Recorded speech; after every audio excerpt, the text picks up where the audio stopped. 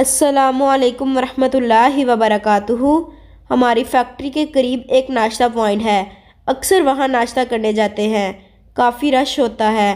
ناشتے والے کے پاس میں نے کافی دفعہ مشاہدہ کیا کہ ایک شخص آتا ہے اور کھانا کھا کر بھیڑ کا فائدہ اٹھا کر چپکے سے پیسے دیے بغیر ہی نکل جاتا ہے، جلسہ دے کر۔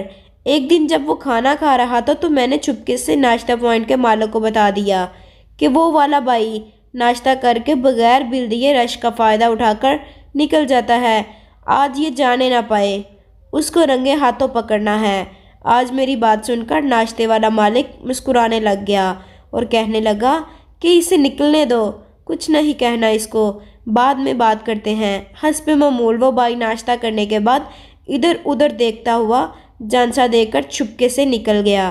میں نے ناشتے والے مالک سے پوچھا کہ اب بتاؤ اسے کیوں جانے دیا، کیوں اس کی اس حرکت کو نظر انداز کیا؟ جو جواب اس ناشتے والے مالک نے دیا وہ جواب میرے 14 طبق روشن کر گیا۔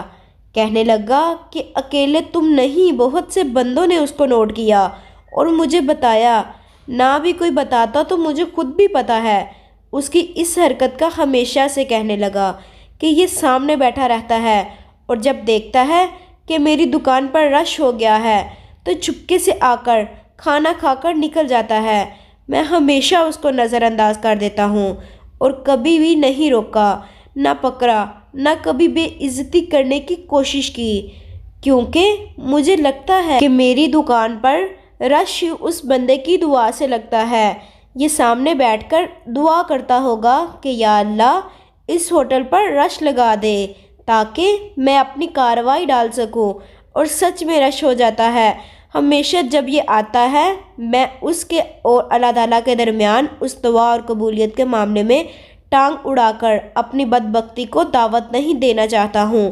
یہ میری طرف سے نظر انداز ہی ہوتا رہے گا اور ہمیشہ ایسے کھانا کھاتا رہے گا، تو بھی میں کبھی اس کو پکڑ کر بے عزت نہیں کروں گا۔